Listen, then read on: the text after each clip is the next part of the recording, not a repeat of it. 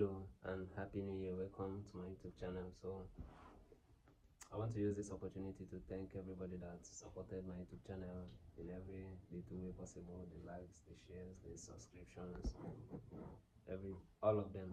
Everything was not taken for granted. Because of you, that's why I'm here.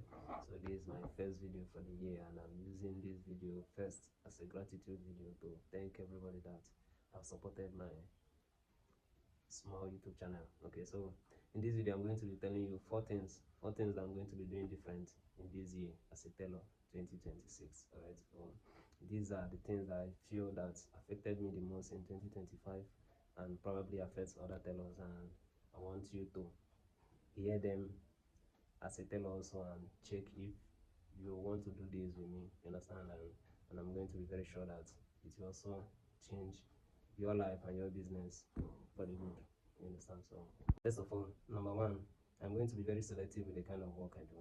I'm going to be selective with the kind of offers I accept and the kind of work I do, you understand. I noticed in the previous years that not every work that comes your way as a tailor is meant to be done, you understand, or meant to be accepted by you, you understand. It's not every work or every offer, every business offer that comes to you as a tailor is meant to be accepted, or what is worth your time rather. Not every work is, or every job is worth your time, you understand. There are some works, there are some businesses, there are some deals that will come your way. It's just better that you just lie down and sleep.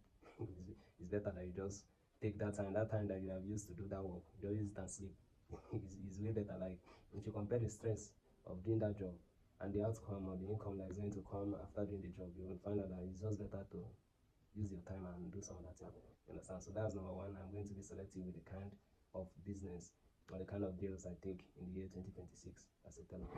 Right, number two, I'm going to be going out more often. I noticed that throughout 2025, I think I went out, apart from going to church, I think I went out to events for like 3 or 4 times, you understand. So I have a small circle of friends. I don't think I even met new persons apart from the people that I know before now, you understand. So one of the things that is also important, not necessarily to me but to others, is that you need to go out more often as a tailor, because you need to meet new customers, new friends that is probably going to convert to customers, you understand. So in 2026 I'm going to be going out more often, you understand, because it is actually the new guys, the new friends I meet that is going to be paying you, or will be willing to pay higher than those that you know. If you're in business, you understand that the friends, those that you know before now, people that knew you when you were starting the business, oftentimes they don't pay you according to your value. They always have that feeling like, I knew you before now, you understand. So going out more often as a tailor will put you in a position to meet new people that will pay you according to your worth, you understand. So number two, I'll be going out more often, you understand, in the year 2026. Number three, I will take social media more serious, you understand. I mean, since I don't go out, the only platform I use to meet more people and talk to people, you understand, and push my business out there is social media, you understand. So before now, I've been active on social media, TikTok, Instagram, Facebook, and here on YouTube. Not very active on YouTube rather, but I'm going to change that in the year 2026, and I want you to do that also. You may not be active on TikTok, on YouTube rather, but it is necessary that people see what you do, understand. You may be better than those that are doing it. You may be better than the popular tailors that you know. You are probably better than them, but nobody knows you, you understand. So you need to push your business out there so that people will know you. I'm not necessarily talking to you, but I'm also talking to myself. I'm active, yes, but I'm going to be more active on social media, you understand. Be very loud and vocal about what I do, you understand. So the year 2026, I will be more active, post more often on the year 2026, and I want you to do that also as a tailor. And then number four, I'm not going to start any business or start any work without a down payment, you understand.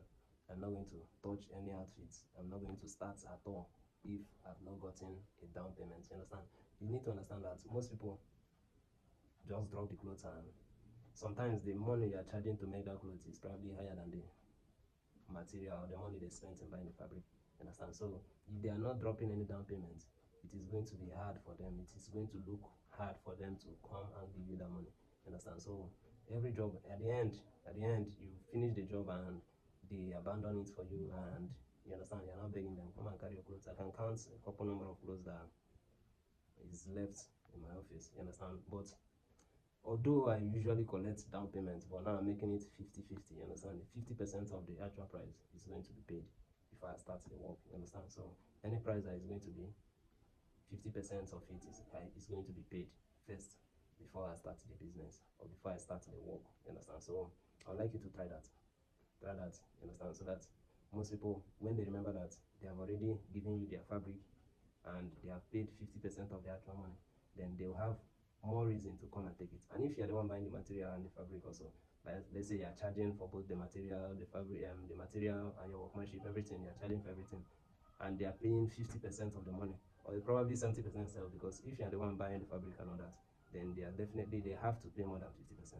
But what the end point is that let the money that they are going to pay when they get the fabric be lesser or half of the actual money, you understand? So that's the 4 basic things I'm going to be doing different as a tailor in Nigeria, you understand? So thanks for watching, and I'll see you on the next video.